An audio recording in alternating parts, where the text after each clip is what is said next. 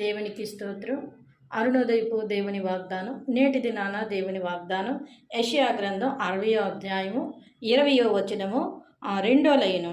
యెహోవాయే నీకు నిత్యమైన వెలుగుగా ఉండును, నీ దుఃఖ దినములు సమాప్తములగును. హల్లెలూయా.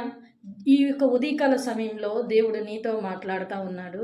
ప్రభువే నీకు నిత్యమైన వెలుగుగా ఉంటాడట. అంటే నీలో ఇంకా చీకటి అనేది ఏమాత్రము ఉండదు. ఆయన నీతో మాట్లాడుతున్న విధానం ఏంటంటే, ఆయన నీ దుఃఖ దినాలు సమాప్తమగును. ఇంతవరకు ఏ విషయంలో నువ్వు దుఃఖిస్తున్నావో, రోధిస్తున్నావో, వేదన చెందుతున్నావో, నా దుఃఖము తీరదని నువ్వు అనుకుంటున్నావేమో, ప్రభువారు అంటున్నారు, నేటి నుంచి నీ దుఃఖ దినములు సమాప్తమైనవి అంటున్నారు. కనుక ప్రియ సహోదరి సహోదరుడా, ఉదయకాలమున ఈ వాగ్దానం నువ్వు లేచిన వెంటనే ప్రార్థన చేసుకొని ఈ వాగ్దానాన్ని పట్టుకొని నీ దినాన్ని ప్రారంభించు.